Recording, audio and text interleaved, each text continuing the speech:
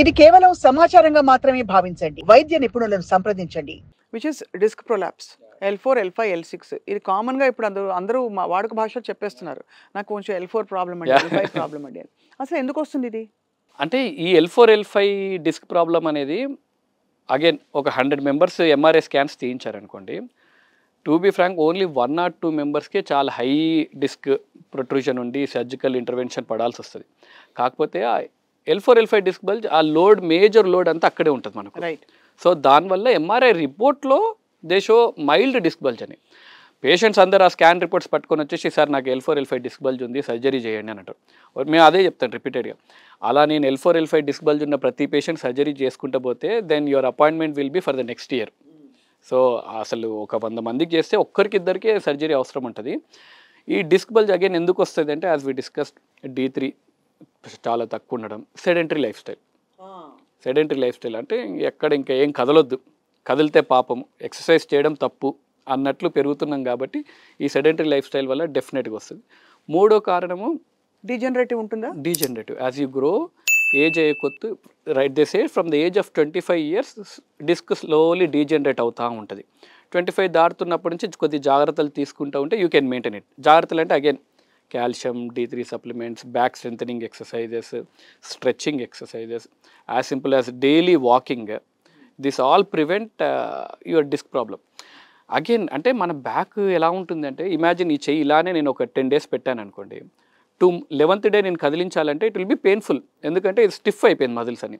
Same thing imagine back ఇలానే ఒక చిన్నప్పటి నుంచి మనం దాన్ని ఏం కదిలించకుండా, ఏం వంచకుండా, పనులేం చేయకుండా ఇలానే ఉంచుతాం. ఎప్పుడో ఒకసారి అవసరం ఉన్నప్పుడు ఎక్కువ వంగి అదే టైంకి బరువులు ఎత్తామనుకోండి, ఆబ్వియస్లీ మజిల్ క్యాచ్ ఉంటుంది. సో రెగ్యులర్ యోగా కానీ బ్యాక్ స్ట్రెంచింగ్ ఎక్సర్సైజ్ కానీ చేస్తే that will be better. And ఈ పాస్చర్ కరెక్షన్ అన్నది ముఖ్యంగా ఐటీ ప్రొఫెషనల్స్కి what is the best thing they can do అండి, వాళ్ళ వెన్నుపూసని, వాళ్ళ లోవర్ బ్యాక్ని కాపాడుకోవడానికి? దెర్ ఆర్ అంటే too many myths. Again IT ప్రొఫెషనల్స్లో బ్యాక్ పెయిన్ మనకు చెప్పేది ఏంటంటే ఎప్పుడు స్ట్రైట్గా కూర్చోవాలి, రిలాక్స్గా కూర్చోదు, ఇలా చాపేసుకొని కూర్చోద్దు అని చెప్తుంటాం. తప్పండి అది? స్ట్రైట్ అంటే it should be always your knee height should be more than your hip. So ఈ హైట్లో ఉండాలి. అండ్ వాళ్ళు యూఆర్ సీయింగ్ ఆల్సో స్క్రీన్, ఈ స్క్రీన్ ఎగ్జాక్ట్లీ ఐ లెవెల్లో ఉండాలి. So this is how it should be normal posture. మనం ఇంకా ఒకసారి ఆఫీస్కి వెళ్ళామంటే ఇట్లా కూర్చున్నామంటే కంప్లీట్ రిలాక్స్ అయిపోయారు, ఆ బ్యాక్ మజిల్స్ అనేవి they will become more contracted.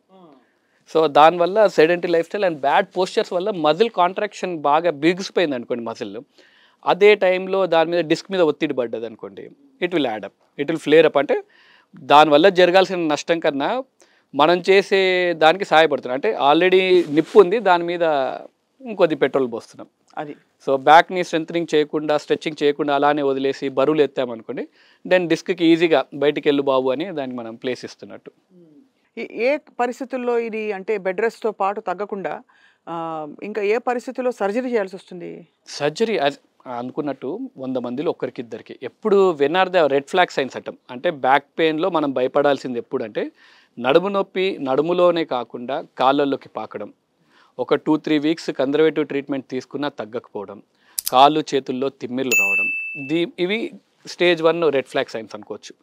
ఇంకా భయంకరమైన సైన్స్ ఎప్పుడంటే బవల్ బ్లాడర్ ఇన్కాంటినెన్స్, అంటే దొడ్డి మూత్రం తెలియకుండా పడిపోవడము, పాదంలో బలం తగ్గిపోవడం. అంటే నరాలు బేసికలీ అక్కడ కన్వే చేయట్లేదు అండ్ ఇట్ హస్ డిస్టర్ప్టెడ్, అవన్నీ డ్యామేజ్ చేసేసాయి. అండ్ యాంకిల్ ఉంది కదా, యాంకిల్లో ఫుడ్ డ్రాప్ అంటాం, బలం తగ్గిపోద్ది. ఇవి కానీ వచ్చాయంటే there's no point in waiting. అంటే రక్తస్రావం తగ్గుతూ ఉంటుంది. అంటే ఇప్పుడు నర్వ్స్కి దాని ఫంక్షన్ అది L4, L5 యాంకిల్ వరకు సప్లై అవుతుంది. అది కంప్లీట్ డిస్ట్రాక్ట్ అయిపోయింది అనుకోండి, దాని పవర్ తగ్గిపోతుంది. ఇట్ వోంట్ మనం పాదం ఇలా పైకి కిందకి అనడానికి ఉండదు. వీసి కొంతమంది మీరు చూస్తుండొచ్చు పాదం ఈడ్చుకుంటూ నడుస్తుంటారు. So that is because of L4, L5 ఆ నర్వ్ ఇరిటేషన్ వచ్చేసి ఆ పాదం అంతా లేరు. సింపుల్గా ఇంకా ఇఫ్ యూ స్టిల్ కన్ఫ్యూజ్డ్, ఇంట్లోనే నేను తెలుసుకోవాలి నాకు బ్యాక్ పెయిన్ అంటే లోకలైజ్డ్ పెయినా, లేదంటే ఈ డిస్క్ వల్ల ప్రాబ్లం వస్తుందా, లేదంటే నర్వ్ రూట్ వల్ల సయాటికా వల్ల వస్తుందంటే పడుకొని ఈ కాలు పైకి లేపండి. If you are able to lift it above 60-70 degrees then it's okay. అసలు 20-30 degrees కూడా లేపలేరు అంటే సంథింగ్స్ రాంగ్, సంథింగ్ ఈజ్ అంటే ఆ నరాన్ని ఏదో ఇరిటేట్ చేస్తుంది. అండ్ ఆల్సో యాంకిల్ కూడా యాంకిల్ కూడా if you are not able to do this one, ankle కానీ చేయలేకపోతుంటే నో పాయింట్ ఇంకా వెయిటింగ్. మీరు ఎవరిని కలవాల్సిన అవసరం లేదు, డైరెక్ట్గా ఇంకా డాక్టర్ దగ్గరికి రావాల్సిందే. అయితే మొత్తానికి లో బ్యాక్ పెయిన్ వచ్చిన వెంటనే తీసుకోవాల్సిన ప్రోటోకాల్స్, ఒకటి మనంతటా మనమే సింపుల్ పెయిన్ కిల్లర్స్ ఇంట్లో వేసుకోవచ్చా? డోలోతో ఎలాగో తగ్గదు తెలుసు అందరికీ. ఒక 2 రోజులు పెయిన్ కిల్లర్స్ తగ్గకపోతే వెంటనే డాక్టర్ని సంప్రదించాలి. ఎప్పుడు అంటే ఈ మజిల్ మళ్ళీ అగైన్ డోలో ఎందుకు పనిచేయదు, మనం కొంతమందికి పనిచేయచ్చు కానీ most of the time Dolo మనకి బ్యాక్ పెయిన్లో ఎందుకు అంతగా వర్కౌట్ అవుతుంది అంటే this is related to muscle. So muscle టాట్గా ఉంటే muscle relaxants will work was first thing. అది సెకండ్ ఏమైనా బోన్ ఇన్వాల్వ్మెంట్ అయింది. ప్రెగాబా గాబంటిన్ ఏంటి అవన్నీ ప్రెగాబులని ఎందుకు ఇస్తామంటే తిమ్మిర్లకు ఇస్తాం, ఆ తిమ్మిర్లు తగ్గడానికి అది ఇస్తాము. రెండోది కొన్నిసార్లు ఎముక ముందుకు వెనక్కి జరిగిపోతుంది, దాన్ని లిస్టిసిస్ అంటాం. ఆ ముందుకు వెనక్కి జరిగినప్పుడు కూడా మందులు వేసుకుంటే ఏం తగ్గదు. ఇవి కాకుండా కొన్నిసార్లు ట్యూమర్స్ కూడా ఉంటాయి స్పైనల్ కార్డ్లో. స్పైనల్ కార్డ్లో ట్యూమర్స్ వల్ల కూడా మనకు నడుము నొప్పి రావడము, కాలు చేతులు లాగడం, నేను చెప్పిన danger science bowel bladder incontinence కానీ, కాలు 2 పక్షవాతం లాగా వచ్చి పడిపోవడం కానీ, అవి ట్యూమర్స్ ఉన్నప్పుడు ఆ కండిషన్స్ ఉంటాయి.